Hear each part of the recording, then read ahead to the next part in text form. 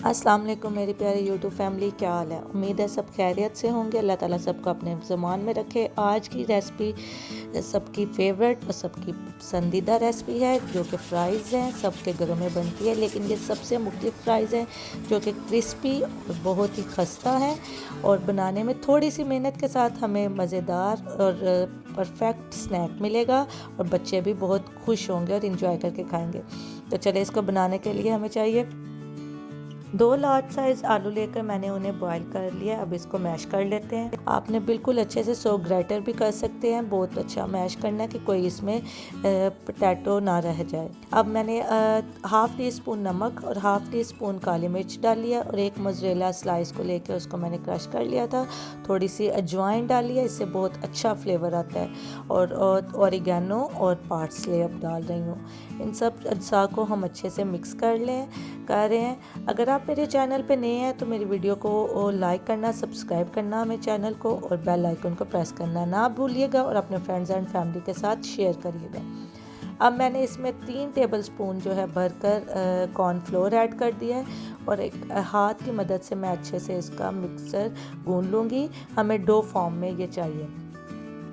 आप मेरी वीडियो को कहाँ से वॉच कर रहे हैं कमेंट में लिखिए और मेरे हर वीडियो को पूरा वॉच करिए।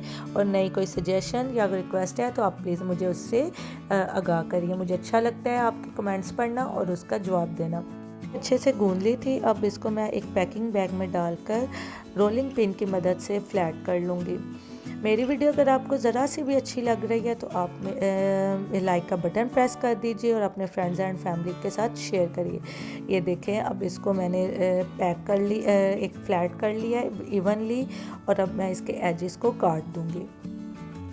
आप मेरी वीडियो को कहाँ से वॉच कर रहे हैं अपने कमेंट में लिखिएगा ताकि मैं आपका थैंक यू अदा कर सकूं और इसको मेरी वीडियो को फुल वॉच करिएगा। अब मैं हमने ये डो को सेंटर से कट कर लेना है एक इक्वल साइज़ में और उसके एजेस को रिमूव कर देना है ताकि एक शेप प्रॉपर आ जाए।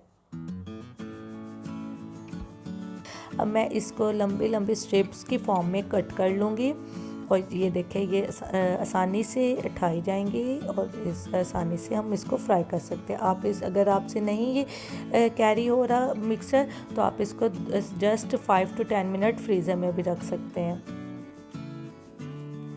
ऐसे ही सारी स्ट्रिप्स काट कर तो आप इसको फ्रीज़ भी कर सकते हो। 1-2 वीक आप इसको स्टोर भी कर सकते हैं और जब चाहे फ्राई कर सकते हैं।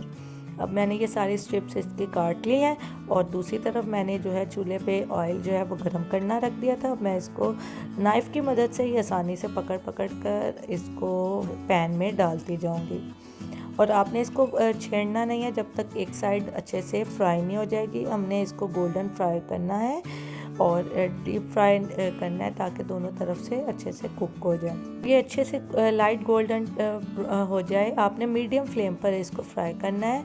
लाइट गोल्डन ब्राउन होने पर हम इसको रिमूव कर लेंगे और ये बहुत ही क्रिस्पी और क्रंची सी फ्राइज़ बनी है।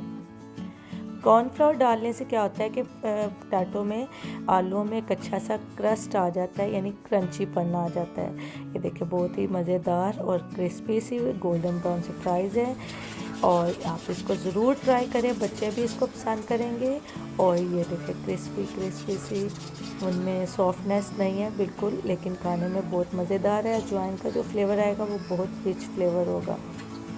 मुझे उम्मीद है कि आपको ये रेसिपी अच्छी लगी होगी। आप इसे ज़रूर ट्राई करिएगा और बच्चों को बना कर दीजिएगा और मेरी वीडियो को लाइक करना मत भूलिएगा और अपना फीडबैक से भी मुझे आगाह करिएगा।